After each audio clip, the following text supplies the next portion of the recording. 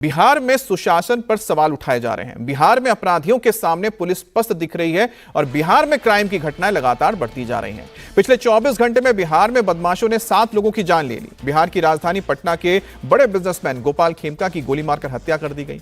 गोपाल खेमका को उनके घर के बाहर थाने से महज 300 मीटर की दूरी पर गोली मारी गई। तो वहीं पर सिवान में बदमाशों ने तलवार से 3 लोगों को काट डाला, जबकि 4 लोग इसमें घायल हो गए। अरवल में प्रेमी प्रेमिका की गोली मारकर हत्या कर दी गई और दोनों का शव बरामद किया गया। तो वहीं पर मसौड़ी में बदमाशों ने चौकीदार के बेटे को गोलियों से भून डाला, जिसके बाद नीतीश के सुशासन पर अब सवाल उठ रहे हैं। सुशासन बाबू के राज में बिगड़ती कानून व्यवस्था को लेकर विपक्ष सवाल उठा रहा है।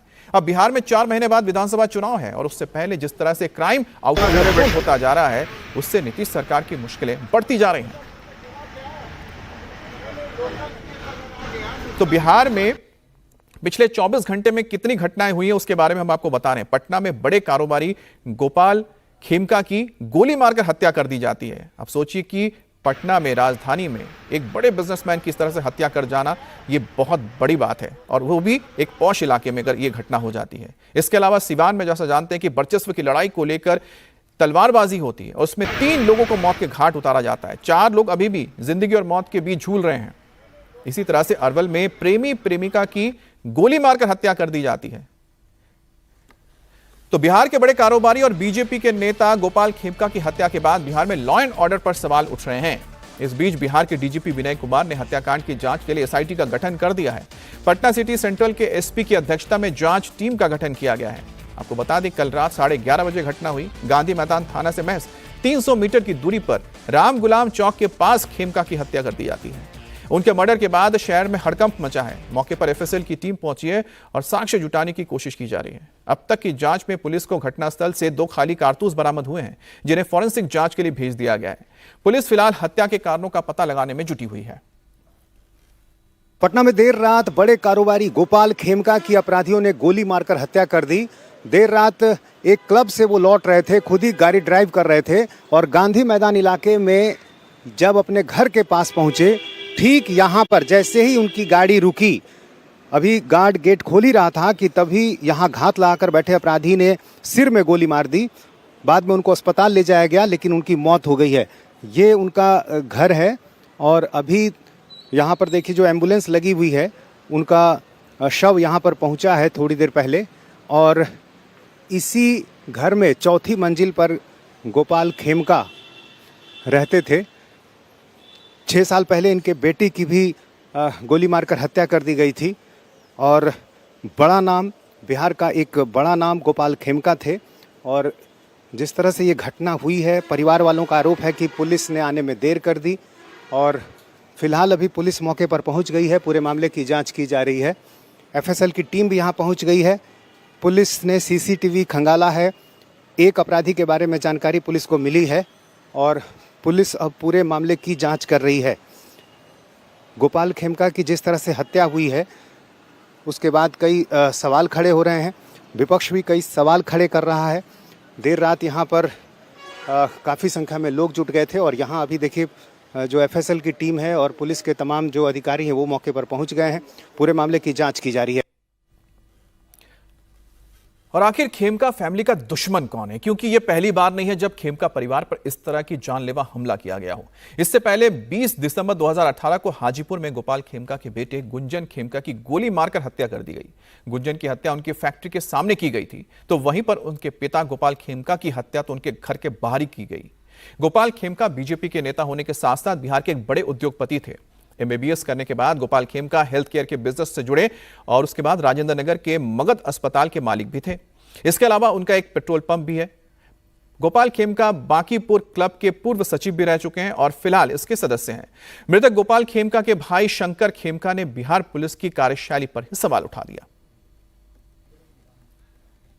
हमारे साथ गोपाल खेमका के भाई हैं। क्या नाम है आपका? शंकर खेमका। ये बताइए कि क्या घटना हुई, कैसे घटना हुई? घटना अमूमन वो बांकीपुर क्लब के डायरेक्टर हैं, तो कभी कभी क्लब भी चले जाते थे, तो क्लब गए थे 8:30-9 बजे के आसपास और 11 साढ़े 11 बजे लौटे हैं। लौटते यहीं गेट पे उनको पीछे से जो भी रहा हो उसने गोली मार दी है।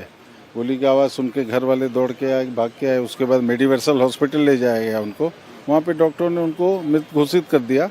लेकिन मुझे इस बात का बहुत ताज्जुब है, हमारा जो घर है जहाँ पे गोपाल खेमका रहते थे उससे 200-400 मीटर की दूरी पे गांधी मैदान थाना है, 200-400 मीटर की दूरी पे डीएम आवास है और 200-400 मीटर की दूरी पे 500 मीटर की दूरी पे पुलिस लाइन है। लेकिन किसी का कोई अता पता नहीं। हमारे यहाँ घटना उनको गोली मारे जाने के बाद मेडिवर्सल हॉस्पिटल ले जाने तक कहीं कोई पुलिस का नामो निशान नहीं था। लोगों ने पुलिस को कब जानकारी दी? हम लोग हॉस्पिटल पहुंचे, हॉस्पिटल वालों ने भी फ़ोन किया, हमारे कुछ और लोग जो पहुंचे थे उन्होंने पुलिस लाइन को या कंट्रोल रूम को सबको फ़ोन करा। तो उसके बाद लोकल कंकड़बाग थाना के अंदर में जो हॉस्पिटल का एरिया आता है वहाँ की पुलिस आई। उसके बाद गांधी मैदान थाना जो ऑकरेंस की जगह का थाना है वहाँ पर 1:33 पे एक पुलिस जो भी रहा हो, इंस्पेक्टर जो भी रहा वो आया है। उसने कहा कि हमें जानकारी तो अभी मिली है। तो हमने कहा कि जानकारी आपको मिली तो ये आपका फॉल्ट है। तो ये बताइए, क्या आप लोग को आशंका क्या लग रही है? कोई धमकी मिल रही थी, कोई विवाद चल रहा था? नहीं था, कुछ नहीं, ऐसा कुछ नहीं है। क्योंकि पता नहीं क्यों इनसे किसको क्या है क्या नहीं है, किस बात का है नहीं है, कोई जानकारी हम परिवार वालों को नहीं है। कारोबार से जुड़ा कोई विवाद? ऐसा तो कुछ भी नहीं है। और गोपाल खेमका के मर्डर को लेकर सांसद पप्पू यादव ने पोस्ट करके सरकार पर निशाना साधा। पोस्ट पर लिखा उन्होंने, 7 साल पहले गोपाल खेमका के बेटे की हत्या हुई थी। अगर उस वक्त सरकार अपराधियों की साझेदार ना बनकर उनके खिलाफ कठोर कार्रवाई करती तो आज गोपाल खेमका की हत्या ना होती।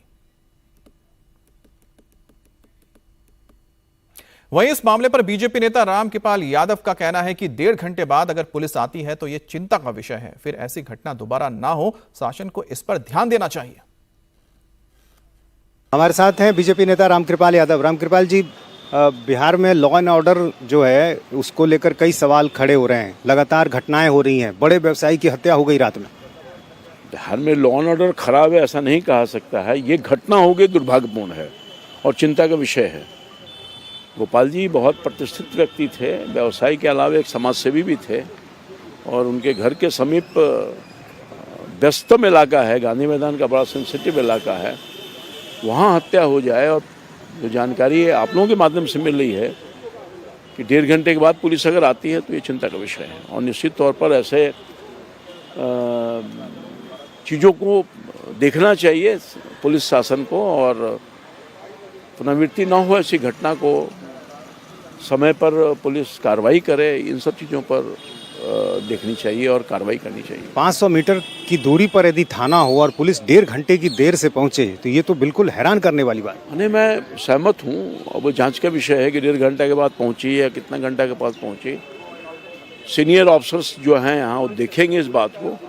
और अगर ऐसा लगता है कि इतना करीब के थाने में आने में 1.5 घंटा अगर पुलिस को लगता है, एक व्यस्तम इलाका में, रात का वक्त है मगर व्यस्तम इलाका है, यहाँ रात भर ट्रैफिक चलते रहता है, तो निश्चित तौर पे एक प्रश्न चिन्ह है, चिंता का विषय है और सरकार शासन को इस पर देख करके उचित कार्रवाई करनी चाहिए। और